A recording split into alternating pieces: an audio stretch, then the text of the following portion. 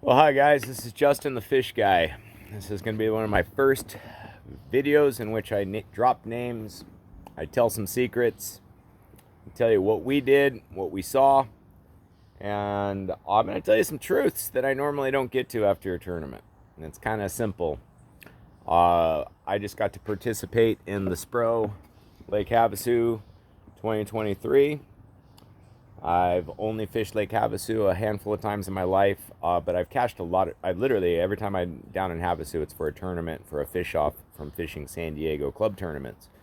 So I've been able to scratch down there, but I've always done it as an outsider, and that's kind of, I think, the key. Mike, come in to your spot. Get to your spot where we can see you.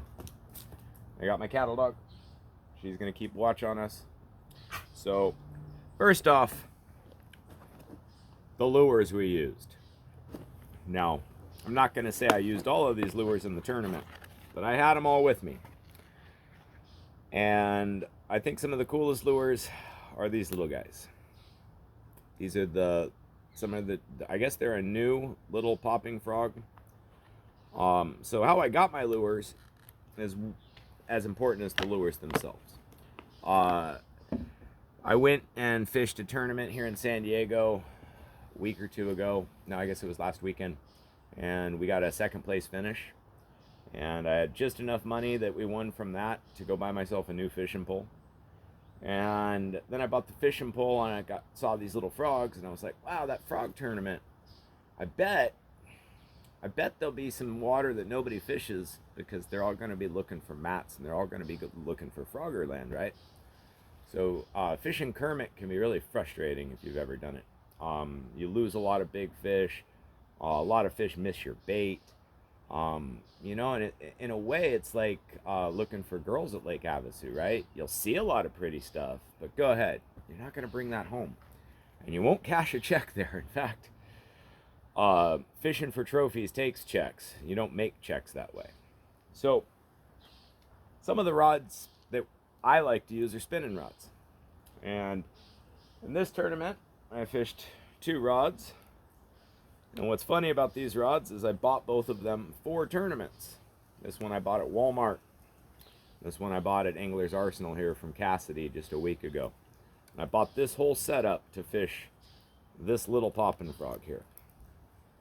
And that's because when you hold it up in the air, it doesn't, especially up against a white background, you can see there's not much to really see there. There's not a frog. Now, up against a darker background, you can see the frog. And so, this was a staple. Can't say that we weighed in any of our fish on this particular frog. What I can say is that some of these other frogs that don't look like frogs, my goodness. Well, you can just imagine having a bluegill colored buzzbait, fishing it around tules and stuff. It's pretty cool. It goes blip, blip, blip, blip, blip, blip, blip, blip, blip. And the blow-ups, like the whole time, you're waiting for one. And when they finally come, they stick to that frog because it's a spongier frog. And then this little thing here. If you're a swim bait fisherman, gentlemen, stop thinking about Kermit the Frog with Spro frog-only tournaments. It's my best advice if you're going to fish a frog-only tournament is that big fish eat frogs, but they got big eating little fish. And so in fishing, it's not always about the lure. And what I like about this frog-only tournament was that it really levels the playing field for traveling fishermen because we're all limited to the same lures and the same water. And our tournament, we literally had no water, had no fish, had nothing the day of the tournament. And when we got there, we simply went and fished on instinct. We looked for birds, we looked for shade lines, and we caught our limit, and then we went and snipered a couple good ones. And when I say snipered, we drove to alpha territories and looked for them, saw them, waited, watched them set up, and made the right cast. And I don't think that those fish would have been catchable if there wasn't so much frog pressure. They'd been pushed out of where they wanted to be by all of our competitors.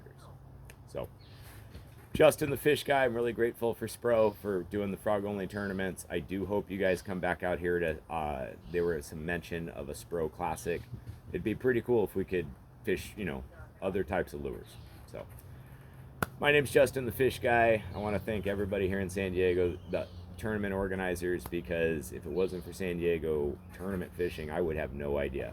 And as far as all of the professional guys, just ignore them. Fishing's fishing, gentlemen. Go have fun with your friends. Go toss some frogs around. And Lake Havesu, the Arizona Game and Fish, it is nothing like California. So if you're tired of some of the nonsense you deal with in your local clubs here, dude, invest in the drive. And remember, we do this for a living, not just for fun. This is Justin the Fish Guy signing out.